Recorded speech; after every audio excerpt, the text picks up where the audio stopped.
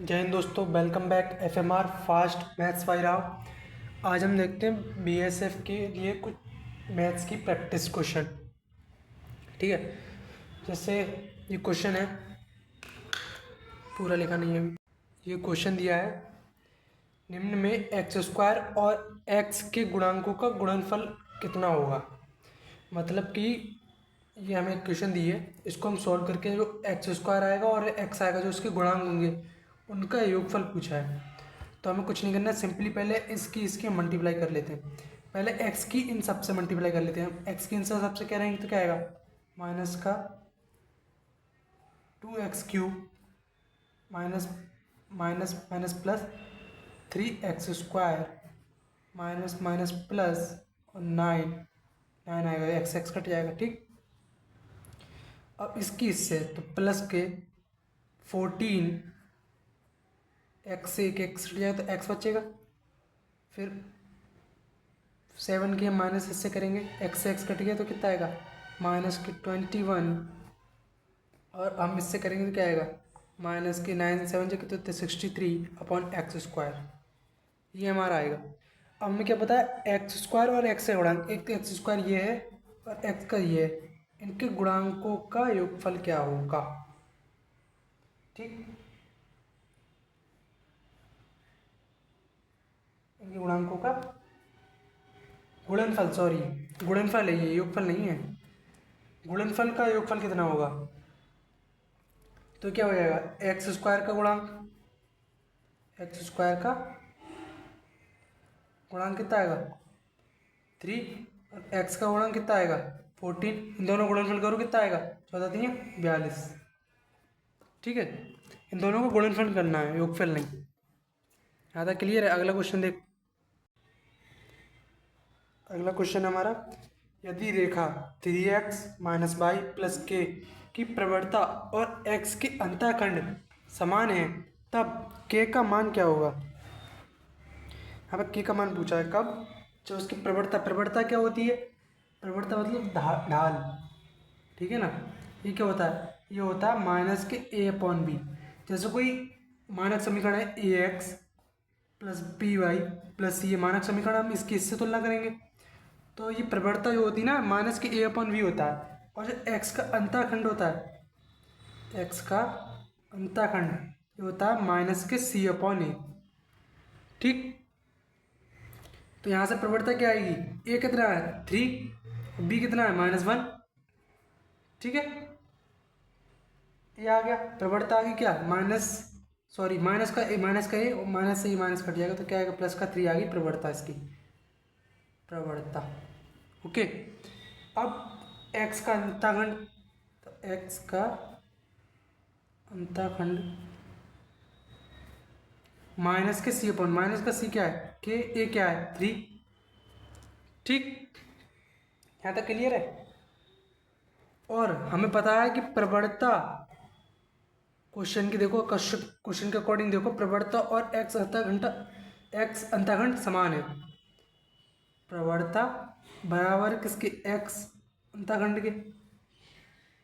ठीक, तो प्रवणता क्या आएगी 3, यहाँ आएगा माइनस का k/3, तो क्या के क्या आएगा, माइनस के 9 आ जाएगा यहाँ से।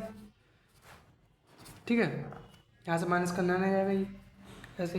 अगला क्वेश्चन देखो, अगला क्वेश्चन है हमारे पास, वह अवकल समीकरण जिसके लिए y बराबर ax² + bx + c का व्यापक हल है।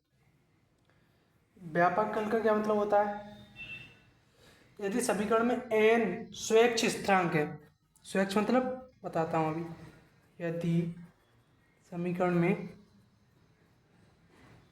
स्वैच्छ स्थिरांक है, स्थिरांक है, तो सभी n बराबर, समीकरण जो होगी ना, तो n बराबर अवकलित करने पड़ेंगे हमें, n बार अवकलित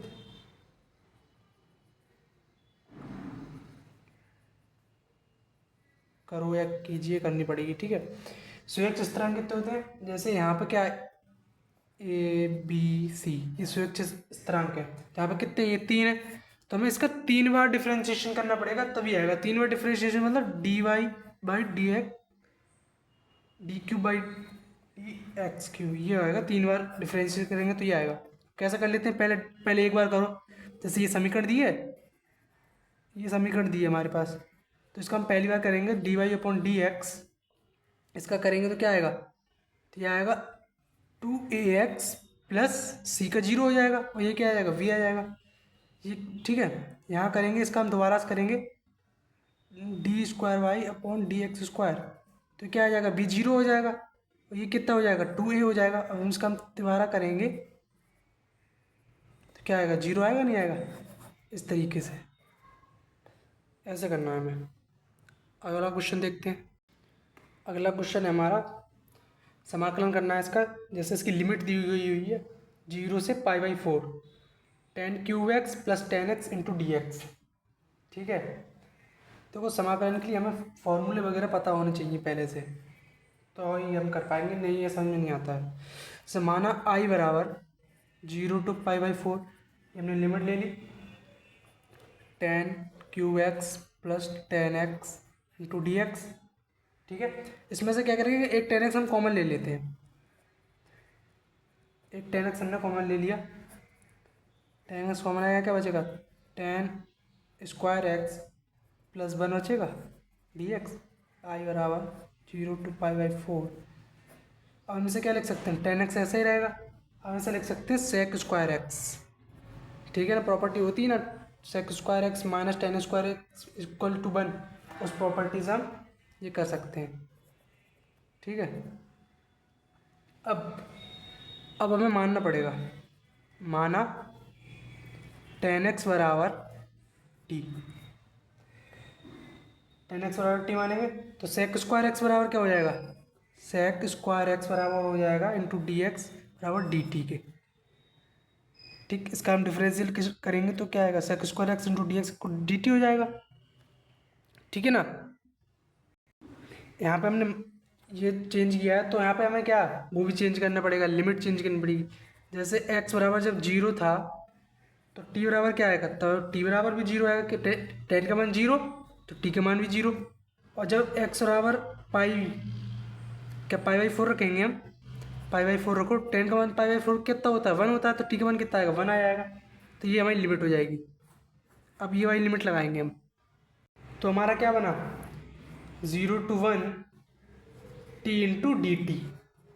अब इसका हम समाकलन कर लेंगे, इसका करेंगे क्या आएगा, टी स्क्वायर अपॉन 2, और 0 to 1 लिमिट हो गई, 0 को कोई माने नहीं है, हम 1 रखेंगे यहाँ पे, 1 का स्क्वायर करेंगे तो ये क्या आएगा, अपॉन 2। ये हमारा आंसर हो जाएगा। अगर आपको समाकलन के फॉर्मूले आते हैं तभी आपको ये समझ में आया होगा। ठीक है, उसके लिए मैंने एक अलग से वीडियो डाल रखी, वो आप देख लें वहाँ जाके। अगला क्वेश्चन है हमारा, रेखा दी है ये दो, y बराबर 2x प्लस 3 और y बराबर 2x प्लस 4 के बीच की दूरी बतानी है। देखो सेम है ये, यहाँ पे बस क्या अंतर है, यहाँ 3 और 4 का अंतर है। अगर कभी भी ऐसी रेखा दी हो, देखो मानक समीकरण क्या होती है इसकी, y बराबर mx प्लस c1 और y बराबर mx प्लस c2, ये याद रखो। अगर ऐसी इससे मैच खा रही है, देखो mx 2 है, यहाँ भी 2 है, ठीक है, और c1 और c2 अलग अलग है, तो ये समांतर रेखाएं होती हैं। कैसी रेखाएं, समांतर रेखाएं, रेल की पटरी की तरह हैं। ठीक है ना, इनके बीच की दूरी निकालने के लिए हमें क्या पता है, कौन सा फॉर्मूला होता है, डी बराबर c2 minus c1 upon root में 1 प्लस एम स्क्वायर, ये फॉर्मूला होता है। तो डी बराबर क्या आएगा, c2 कितना है यहाँ पे 4 माइनस 3, ठीक है, रूट में 1 प्लस एम कितना है 2 का स्क्वायर करेंगे तो यह क्या आएगा, ऊपर बचेगा 1 और नीचे क्या आएगा √5। ये हमारी आंसर आ जाएगा। ठीक है, क्लियर हुआ यहाँ तक। अगला क्वेश्चन है हमारा, ए दिया है, जैसे ये एक मैट्रिक है 2/2 की, तो इसका सेकंडज एडजॉइंट ऑफ ए निकालना है। देखो 2 के लिए बहुत आसान एक ट्रिक है, ऐसा कोई भी दिया हो, कैसा भी दिया हो, बस क्या करना है, इन दोनों का तो स्थान चेंज करना है। ये 4 इधर कर दो, 3 इधर कर दो, और इन दोनों का साइन चेंज करना है।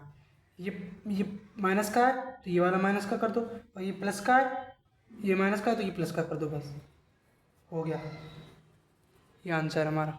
बस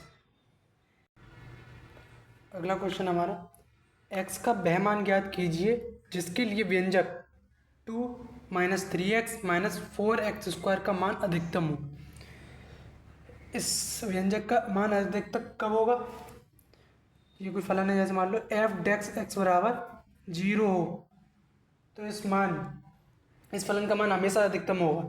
ठीक है, तो एफ डेक्स एक्स बराबर एफ एक्स बराबर क्या है? एफ एक्स हमारा सीधा करके लिख लो तो -4x² माइनस के 3x प्लस के 2, और एफ डेक्स एक्स निकालो से क्या आएगा? यहाँ आएगा -8x और ये आएगा क्या? -3। ठीक है ना। और ये एफ डेक्स बराबर अधिकतम कब होगा? जब ये 0 होगा, तो यहाँ 0 रख दो, तो -8x -3, तो ये क्या हो जाएगा? x बराबर हो जाएगा 3 जाएगा प्लस का हो जाएगा, प्लस का 3, और 8 माइनस का 8 जाएगा नीचे, तो कितना हो जाएगा? -3/8। ठीक है, ये हमारा आंसर हो जाएगा। अगला क्वेश्चन दिया है, ये कुछ नहीं है। एक त्रिभुज की भुजाएं 30 सेंटीमीटर, 40 सेंटीमीटर, 50 सेंटीमीटर है। इसके परिवृत्त की परिधि कितनी होगी? परिवृत्त मतलब समझ रहे हो? जो त्रिभुज के बाहर बनाओ। तो ये त्रिभुज कैसा है पहले ये देख लो। ये 3 4 5 एक ट्रिपलेट है। 3 4 5 मतलब 3 का स्क्वायर 9 प्लस 4 का स्क्वायर 16, 16 और 9 25, और ये का स्क्वायर 25। पाइथागोरस को ये फॉलो कर रहा है, बस एक एक जीरो बढ़ा दिया है। तो इसका हम करके देखते हैं। 30 का स्क्वायर प्लस 40 का स्क्वायर इक्वल होगा 50 के स्क्वायर का। ठीक है, ये कैसा हो गया? समकोण त्रिभुज हो गया। मान लो कोई एक ऐसा त्रिभुज दिया है ये। ठीक है, ठीक है, इस तरह से कुछ होगा। इसे हम 30 मान लेते हैं, ये 40 हो जाएगा, ये कितना हो जाएगा? 50। इसके चारों तरफ ये ऐसा वृत्त है, इस तरीके से ऐसे वृत्त मान लो यार। ठीक है ना, ऐसा भी वृत्त है। तो इसकी परिधि बतानी है। तो परिवृत्त की त्रिज्या कर्ण की आधी होती है। ठीक है ना, परिवृत्त है ना ये बना हुआ है, परिवृत्त की त्रिज्या बराबर होती है कर्ण की आधी। ये कॉन्सेप्ट ध्यान रखना, ये मेन पॉइंट ये है। कर्ण कितना? 50। ठीक है, 50 होगी, ये आधी की, तो 50/2 कितना आ जाएगा? 25 आ जाएगा। परिवृत्त की त्रिज्या कितनी आ गई? 25 आ गई। ठीक है, और हमें सर्कल की हमें क्या पता है? परिधि पता है। परिधि पता है ना क्या होती है? 2πr। ठीक है, 2 आर कितनी? 25, तो कितना आ जाएगा? 15π हो जाएगा।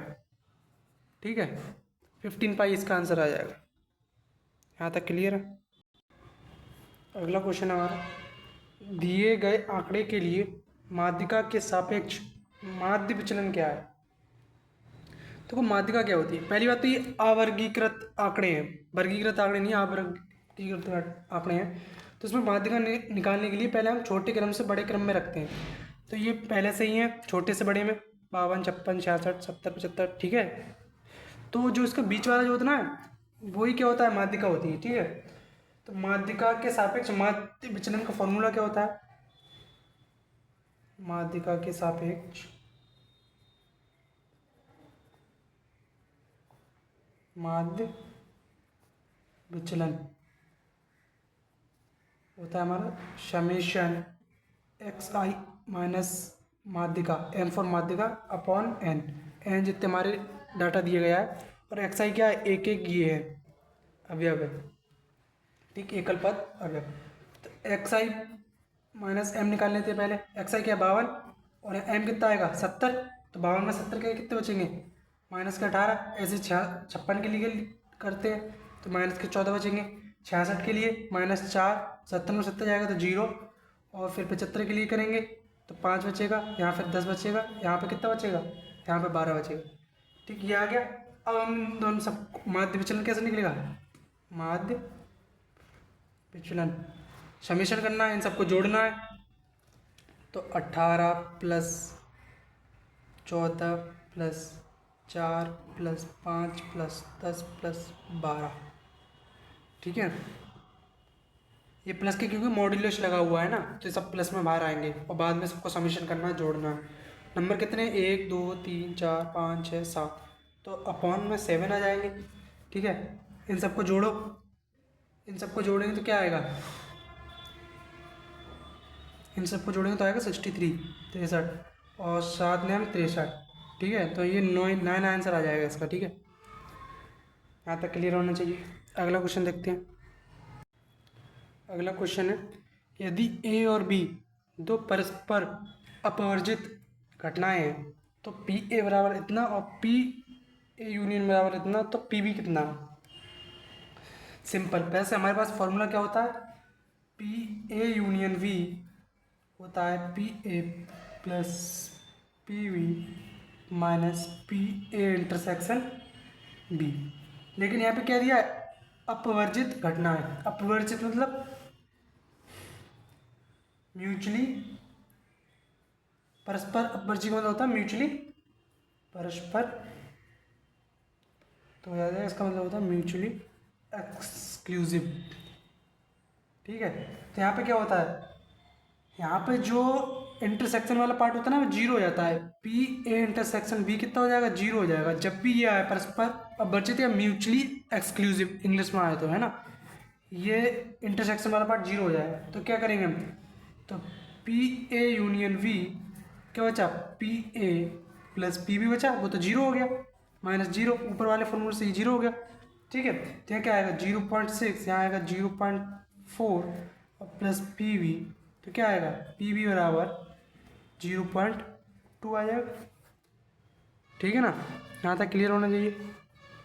अगला क्वेश्चन देखते हैं। अगला क्वेश्चन देखो, x माइनस 1/x² की होल पावर 10 के विस्तार में अंत से पांचवें पद का गुणांक क्या है। अंत से पूछा है, प्रारंभ से नहीं। हमारे पास फॉर्मूला क्या होता है वैसे, अगर कोई हमारे पास x प्लस बाई की पावर n दिया हो तो उसका हम कोई भी पद निकालते हैं, टी टर्म पद निकालते हैं, तो टी आर प्लस 1 क्या होता है एन सी आर एक्स की power n minus r into y की पावर r, ये फॉर्मूला होता है प्रारंभ से। कोई भी हम टर्म निकालते हैं और इस फॉर्म में ये ऐसे दिया है और उसका प्रारंभ, लेकिन हमें निकालना है अंत से। ठीक है ना, तो एक बात याद रखेंगे, अंत से आरवा पद, अंत से आरवा पद किसके बराबर होता है, प्रारंभ से n माइनस आर प्लस 2 के बराबर होता है।